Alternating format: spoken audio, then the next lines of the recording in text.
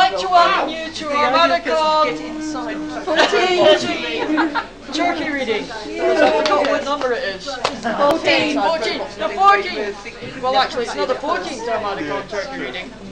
Well, it is the 14th. No, you've got to take away the first two and add the fourth, and then come back to the number you first It's not the thought 14th turkey reading that's ever been done at an Armadacon, but it is the turkey reading at Armadacon 14. Without further ado, is Michael helping us this year? Oh! Make like a frog. What? Like a frog. Puppets! No! That joke brought to you by the By the Way joke for retired homes. Caring for jokes in their old age and decrepitude. Please give generously to support these jokes which gave you so much fun at some point in time in your life. This book is called Hook the Boosted Man. It's bad. Even the man on the front cover is bad. Chapter 1. Rider Hook jumped the last 3 treads of the mobile headway from space shuttle to concrete. He was on planet again. This is bad. It gets worse. He owned dunnage filled with costly clothes and the trivia of the wealthy. 50p for me to stop.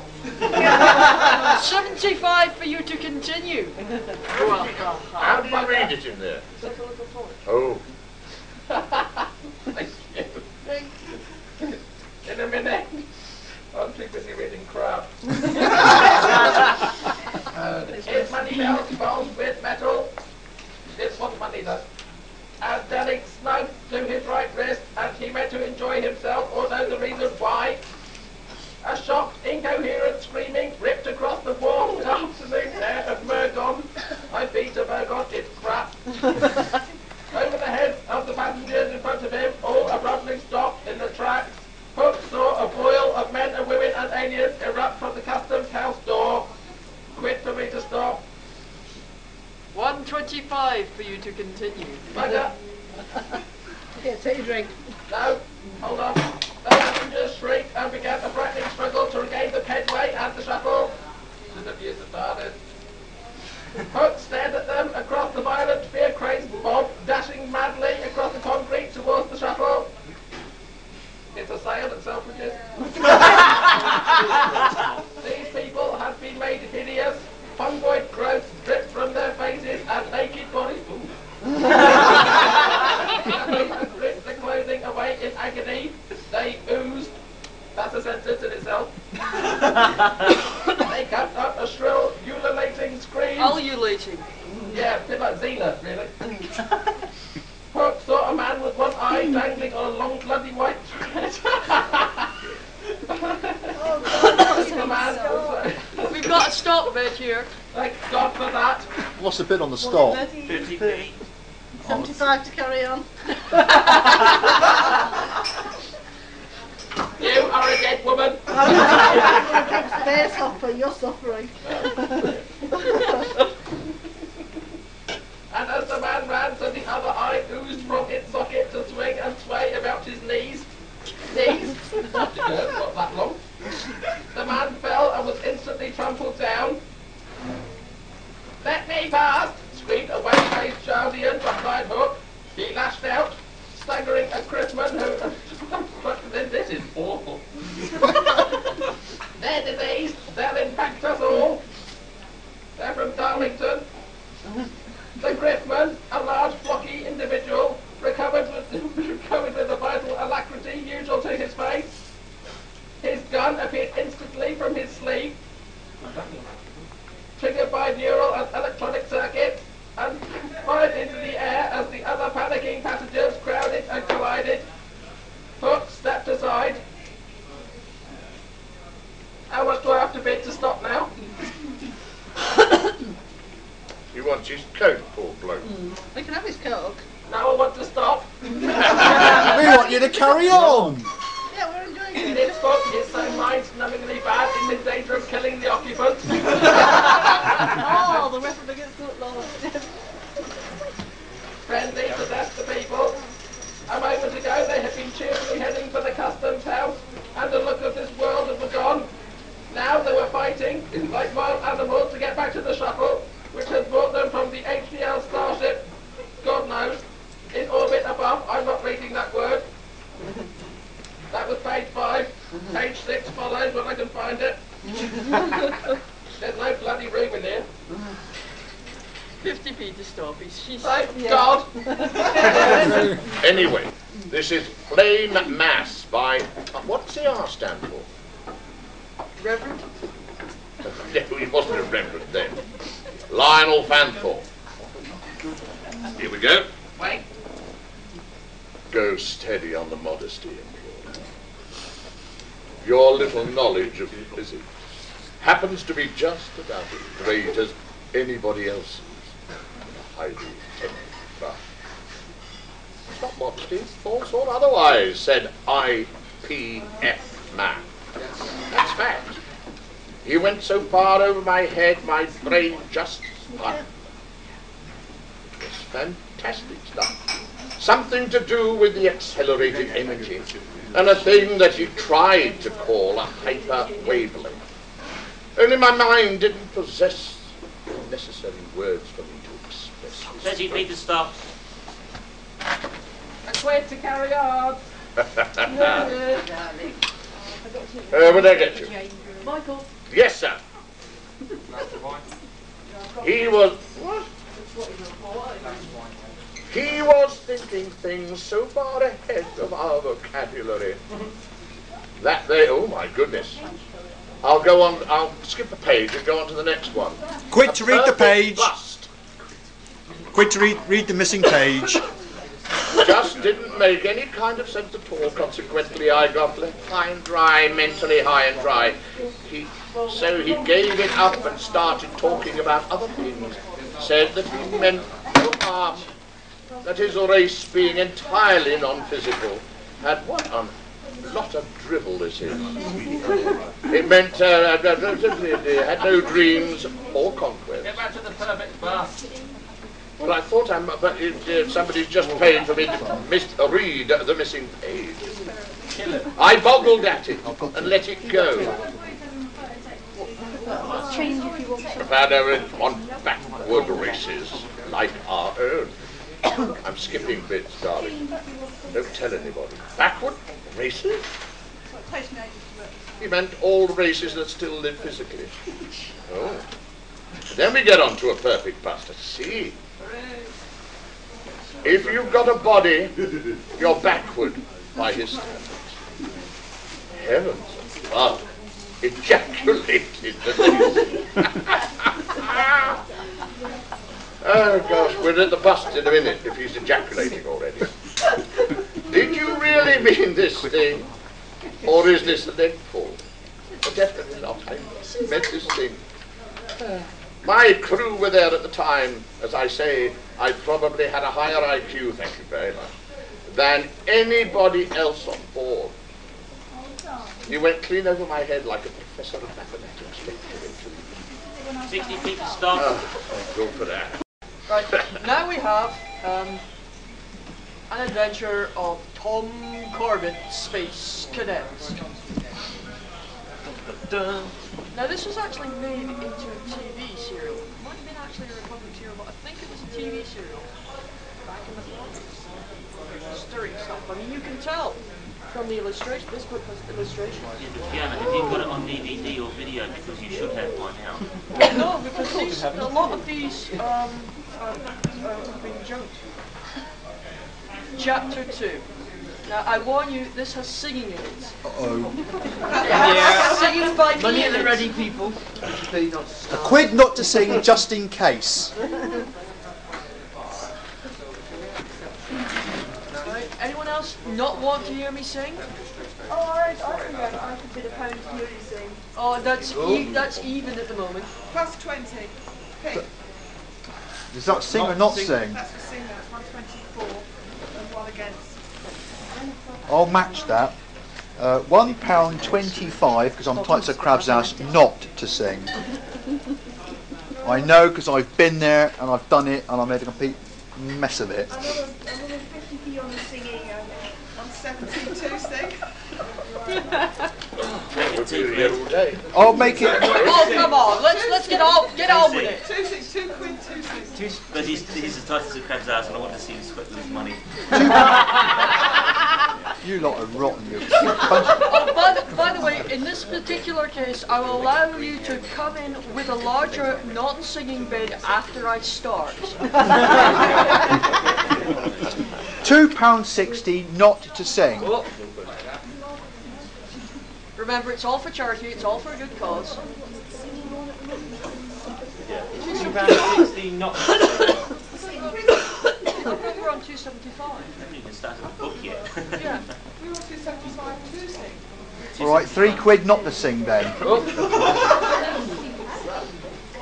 Stop bidding. I want to hear her sing. I'll put some money in there. I was going to say, would you like to sing? Darlings, don't have your rates anyway. Not 350 over here, Jimmy. This is all my bleeding change. What's the bidding up to at the moment? 350, I think. I'll give it to Mister. Just give us a nice round 5. I haven't got 5 in change. £4 not to sing. I can change a 10. I'm not going that bloody far. I could just walk out the room, you know. £4 not to sing. I think that's running Equal. now. This, right, this is all I've got in change. I've just shown Michael what the song is. I'm shafted. I'm sorry you're going to have to sing because they bid more than I've got in change. Okay. You can't put notes in and get change out of the bucket. Yeah, I'm going to go to the bar anyway. Yes. Chapter 2. Tom Corbett's first day at the Space Academy began at 0530 hours with the blaring of the Cadet Corps song over the central communicators. Come on. From the rocket field to the again. Sorry, Academy. To the mark-line stars of outer space with space cadets training to be ready for the dangers we may face. That's not singing. No. That isn't singing, I'm afraid. I'm sorry, it's just the way that this is written. It's so badly put together. Sorry. From the rocket field to the academy to the far-flung stars of outer space with space cadets training to be ready for the... That's still not singing. You sing it, Michael. I don't know the song. Neither do I. Look, I'm trying to hit the tune. You let me know when I get You are close. singing to the hammer. Up in the sky, rocketing past, higher than high, faster than fast. Benny. That's worse than Lionel. Out into space, into the sun. Look at her go when we give her the gun. From the rocket field to the... And that's where it stops, fortunately. Say, I see you smile, the Martian Lord went on. But you will not smile when you hear what I have to say. We have heard you talking among yourselves. Look, it's ejaculating. You want another one? Any. Because you have seen so much, you have been wondering at the things you have seen, wondering what they all mean. You shall know, or you will never return to the Earth planet alive to tell what you have found out. ... You have been wondering, for example, what is the meaning of the mighty chasms which you have seen through your screen. We Martians are not a little alarmed to find that some Earth brain is so mighty as to devise an apparatus like this and to invent an instrument that can enable you to see and hear us. ... The mighty chasms you have seen were used by the ancient Martians to store the little rain that fell in their times. For in those days our chemists did not know how to manufacture the water we needed. please. Quit to carry on, because it's so bad. Dot, dot, dot, dot. Our great forebears, the primitive Martians, dug these great chasms with heavy roots and built pipes connected one with the other, so that no water fell from the skies would be wasted. Dot, dot, dot, dot. When your Earth was only a molten mass, we were thinkers, inventors. We have learned how to wipe out disease, and we have determined that you Gorim-ridden Earth people will not come to contaminate us. Dot, dot, dot, dot. It was actually written after the war, because during the war there was a shortage of punctuation. It was all used for the war effort, but after the war we had a surplus, so they had to get rid of it very quickly. We know 1,000 times more about you and your race than you know about us. Dot, dot, dot. We have watched and studied your planet with its savage tribes. Dot, dot, dot, dot. 50 pages like a single. Alright, quit to carry on. With added punctuation, please. Yes. Inverted comma.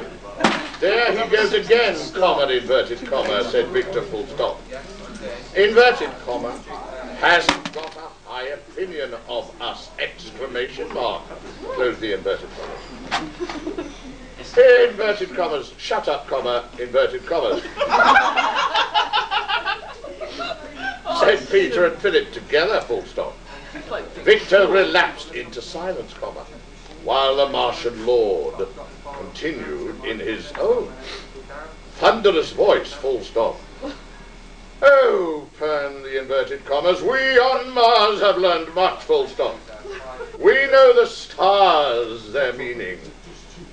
We know the and their meaning, full stop.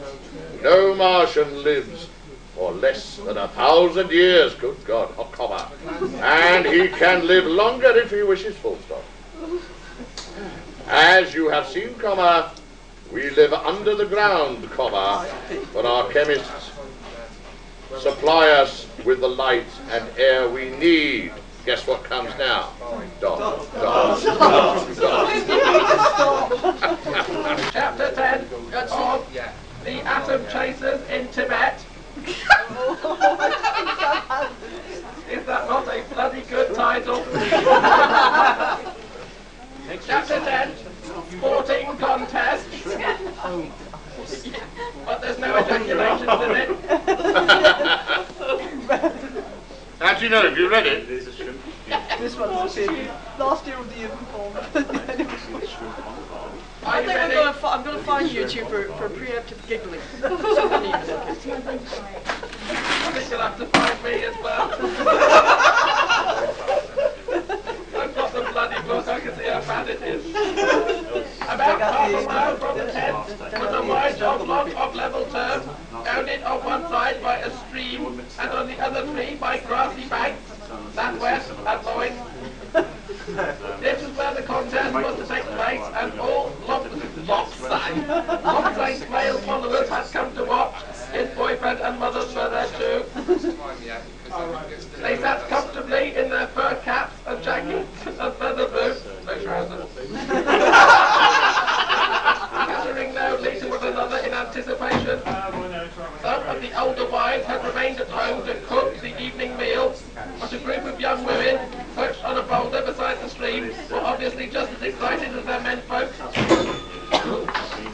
Boys and girls were everywhere. They rushed backwards and forwards, a few of them flying coloured kites and getting in each other's way. Dogs and even horses mingled with the crowd and had intelligent conversation. A man with a moustache was shouting, "You boy!" and taking bets. Norbu whispered to Kit that he seemed to be offering 2 to 1 on Tibet. A great circle of flags was in position for the horse race. Gay flags, cool. They were all pink. Of all colours. No, not pink. Flapping idly in the breeze. In the centre of the arena, 2 tall sticks had been erected for the pole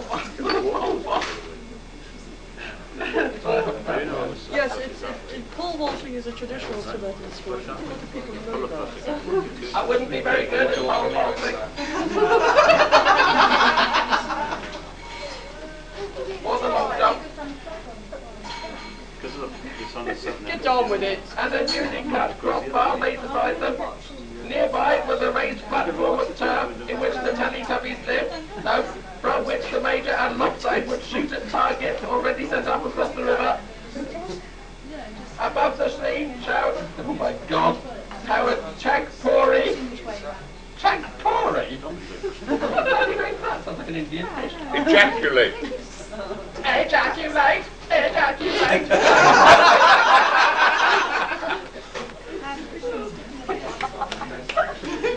Lopside and the Major, genial, oh my God. Dot.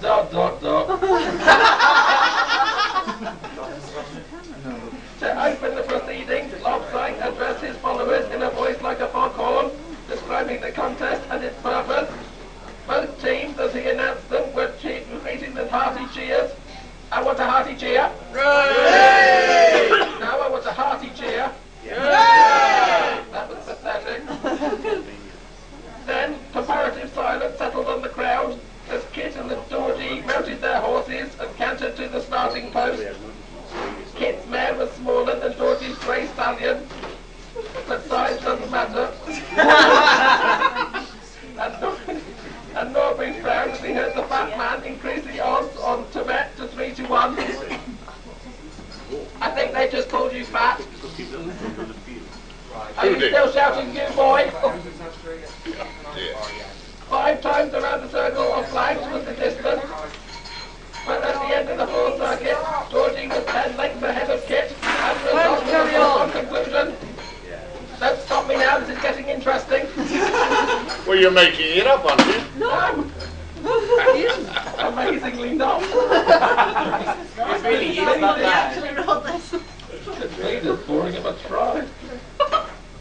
Get on with it. Nevertheless, Kit was able to rally him into making a final effort, and Georgie won in the end by only 6 lengths amid delighted applause. Hooray! It was first blood to Tibet. Somebody invited a vampire, and Sandy was taut and nervous, cool, as she accompanied Aku out into the arena and began the pole vault. If he were beaten, the contest would be over, thank God. He tested the long bamboo pole, this is getting pornographic, for a moment, experienced panic. It seemed incredible that he should be standing there in a lonely valley in Tibet, inhabited by horses, dogs and Teletubbies, preparing to jump for his friend's freedom and his own. Suddenly he remembered his father and mother, and he left the oven on, Scotland, and felt better. Why? Who's Raised better? in Scotland. Sorry. Name of the bamboo pole. Oh, right, you felt better. Yes, I see. Get on with it. They drew lots, and Aku had the first jump. He was taller than Sandy, but not so compactly built.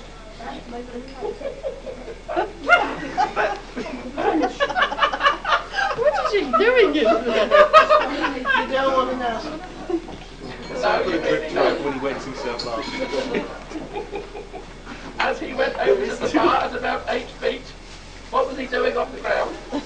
He was grinning from ear to ear, and it became obvious at once that he was a practiced performer.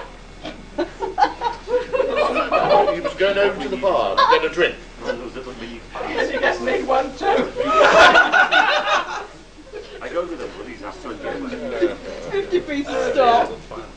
Can't you carry on? I want to hear the end of the fall. Sandy took a deep breath, ran up determinedly, and also nearly jumped with inches to spare. Ooh. The spectators uttered a sigh of content, unlike the people listening to this. This was going to be a real battle. Gradually, the bar rose higher, until at last, the thunderous acclaim, both boys cleared 10 feet. Hooray! Oh, shut up. You nutted. Get on with it. It was the best height Sandy had ever done. I've done more than 10 inches. Never mind. For the spaghetti to come. Kit and Georgie, attending the bar, We should go alphabet. put it up to nearly 10 feet 6 inches. This juice on The crucial moment had come, and the Tibetan shouted encouragement to both competitors. Shout encouragement.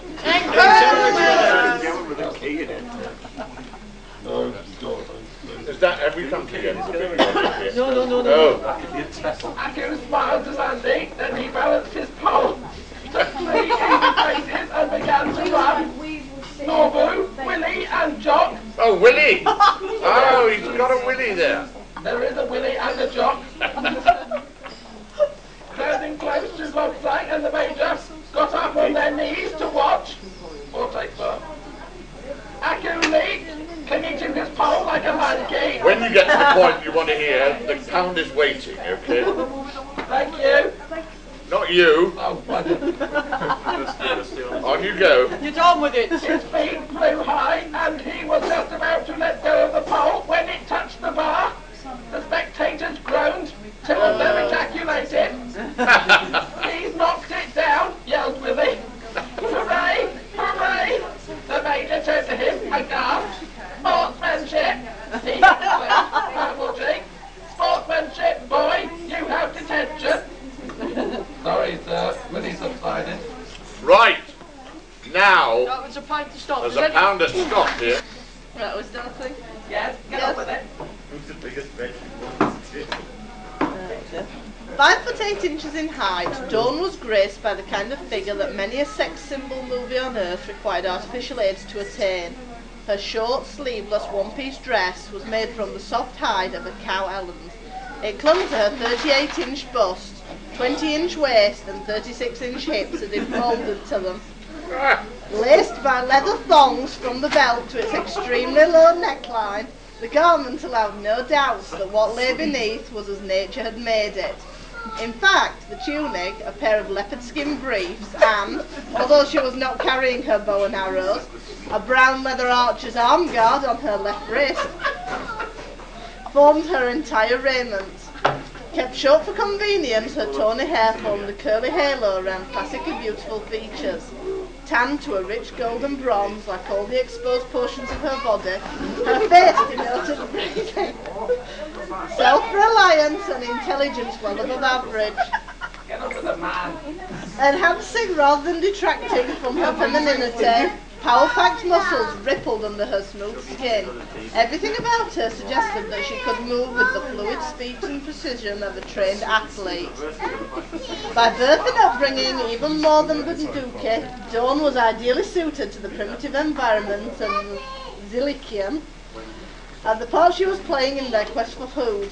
Although she was not directly descended from Lord Greystoke, and here I've been told I have to read the footnote, being unable to care for her younger brother adequately after the deaths of their parents, Captain Hugh Bulldog Drummond QV accepted Lord and Lady Greystoke's suggestion that they adopt John. As a result, the boy became known as Drummond Clayton, the latter being the Greystokes' family name. Her paternal grandparents, Sir John and Lady Miriam Drummond Clayton, had acquired a knowledge of jungle survival second only to his. Another footnote. How this came about is told in The Son of Tarzan. I think you're on to the next page, aren't you, right now? I'm on to the next page. Just. However, at Lord Greystoke's request, the ERB did not reveal John Drummond Clayton's true identity in this book. Permission now having been granted, the situation has been clarified by fictionist, gynecologist, or genealogist, sorry. Can't resist, sorry. Philip Jose Farmer, in his very graphical words, Tarzan alive. Shall I carry on? We'll carry on. In addition, as the exploits of Sir John's elder brother, Captain Hugh Bulldog Drummond proved, footnote, the history of Captain Hugh Bulldog Drummond is recorded in the books of H.C. Sacker Melville and Gerald Fairland. They were instructed to avoid making any references to the captain's younger brother so that his enemies would not learn of the boy's whereabouts. And back to the story. What? Ignore all footnotes. No, she told me I had to read them. Yeah, I think the footnotes are better. She sprang from the stock, noted for a love of adventure and great courage in the face of personal danger. That had certainly been the case with her parents, Armand John and Hazel Drummond Clayton. They had been espionage agents in German-occupied Europe through much of World War II, doing useful work and living constantly under the shadow of a very painful death. They should have been captured. Stop. Read the back cover. How much is it worth to read the back cover? Put it your money. Oh, that sounds good to me. Read the back cover. Let's pay him first. I'm spending all your money. I noticed. It's alright, you just want me to eat later if you spend it all. Oh, fuck.